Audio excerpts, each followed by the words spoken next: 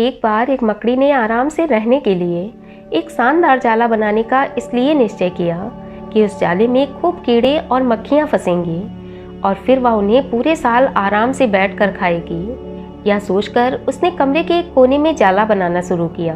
तभी अचानक उसकी नज़र बिल्ली पर पड़ी, जो उसे देखकर हंस रही थी। मकड़ी को गुस्सा आ गया। वह बोली, तुम मुझ पर हंस क्यों रही हो? तब बिल्ली बोली, हंसो नहीं तो और क्या करूं? यहाँ तो एक भी मक्खी नहीं आती है, फिर तेरे जाले में कौन फंसेगा? इससे अच्छा है कि तुम किसी दूसरी जगह पर जाकर जाला बनाओ।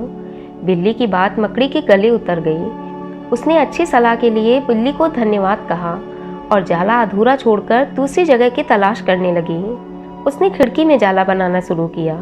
तभी एक चिड़िया आई और मकड़ी का मजाक उड़ाते हुए बोली, अरे मकड़ी, तू कितनी बेवकूफ़ है। यहाँ तो खिड़की से तेज़ हवा आती है, तू अपने जाले के साथ ही उड़ जाएगी। मकड़ी को चिड़िया की बात सही लगी। वह वहाँ भी जाला अधूरा बना छोड़कर सोचने लगी कि अब कहाँ जाला बनाया जाए। तभी उसे अलमारी का एक खुला दरवाज़ा दिखा और उसने वहीं जाला बनाना शुरू कर दिया।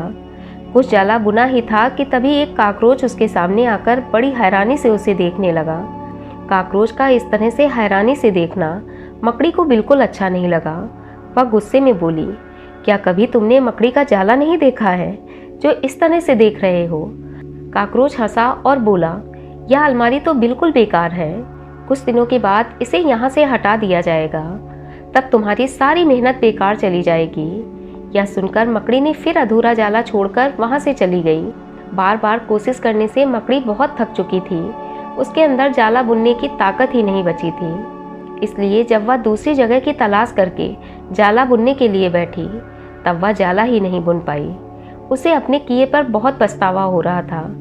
वह सोचने लगी कि काश अगर मैं पहले ही जाला बुन लेती तो मेरा समय और ताकत दोनों ही बर्बाद ना होता। वह बहुत दुखी हो गई। तभी उसे एक चींटी जाते हुए दिखी। उसने चींटी से अपनी मदद करने के लिए कहा। तब चींटी बोली, मैं बहुत देर से तुम्हें देख रही हूँ। तुम बार बार अपना काम शुरू करती हो और दूसरों के कहने पर उसे अधूरा ही छोड़ देती हो। जो लोग ऐसा करते हैं उनकी यही हालत होती है। यह कहते हुए चींटी वहाँ से चली गई। मकड़ी वहीं पड़ी पड़ी पछताती रही।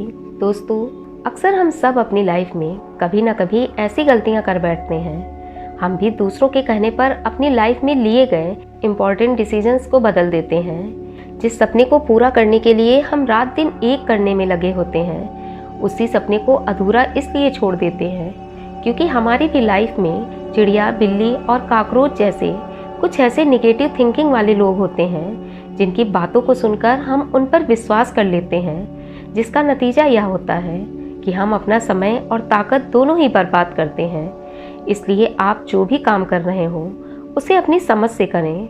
अपनी लाइफ के डिसीजंस खुद लें, दूसरों के कहने पर उन्हें बदलें नहीं।